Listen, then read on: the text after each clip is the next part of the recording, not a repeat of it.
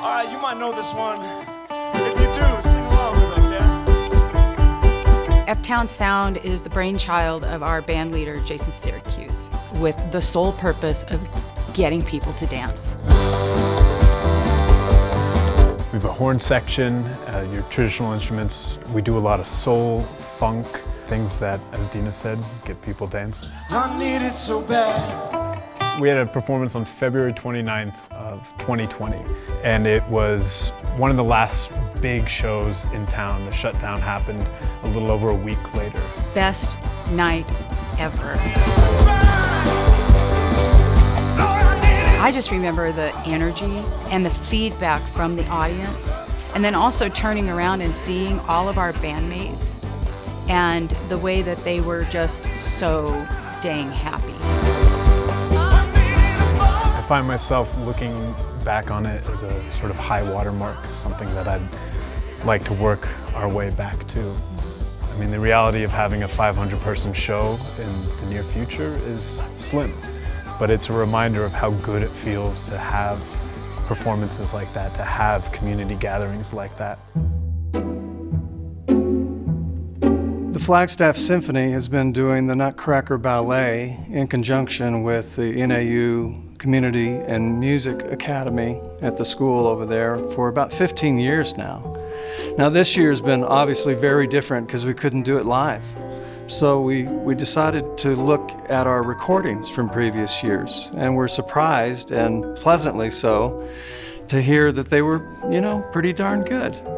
And Andrew Needhammer, who's the ballet coordinator over there, the choreographer really, put a show together with a smaller cast, more distanced, and it was really wonderful. It came together quite beautifully.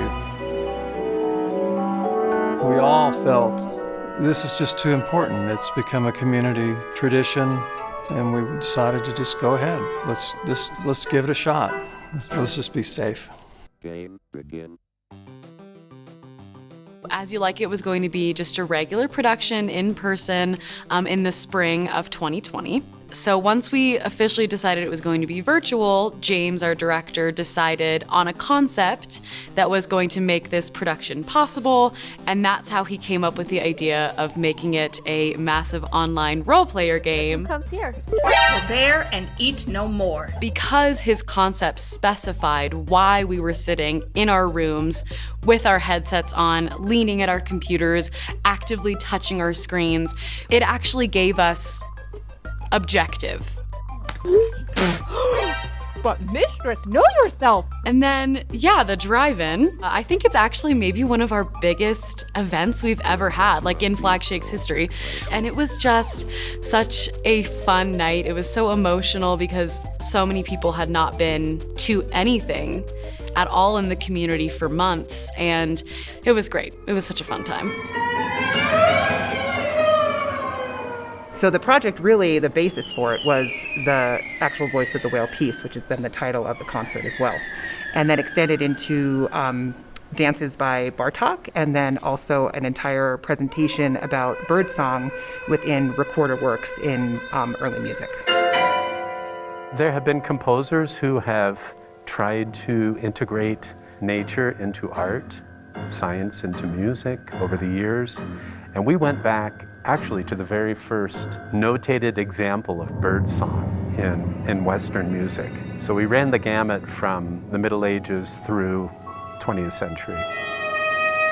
The impact of that performance, not only on the performers, but the audience, was so important for the time, because here we are talking about, especially for Voice of the Whale, an issue like whaling that, in 1971, George Crumb writes this piece about the impact of humans on nature. And then all of a sudden we have this pandemic hit. The poetry between the two concepts was not lost on me. I was grateful that that was one of the last things I got to play before I wouldn't be able to perform for quite a long time. Last year, when the epidemic hit, I canceled all of our public shows immediately. As I watched, feeling helpless about the rise of the epidemic on our lands and the effect that it was having upon the people, I started doing a show called Coyote in Quarantine, and a typical show would not only be a collection of songs, but also I started a series about Indigenous history and different periods of Indigenous history. And as a culmination, we did a show at the Orpheum. And now when I say we, I'm talking about the band. Yeah, but still you say you gotta get wrong in this tale. The purpose of the shows are to educate, and really everything that I do is focused on sharing the plight of the people and lands of the Colorado Plateau. I hope that at the end of the day, from this experience that we've all gone through in 2020, I hope that we recognize so many of the disparities that do exist in our country, and that we all approach tomorrow with a conscious heart, an open mind to one another's experiences, and an open heart for a better tomorrow.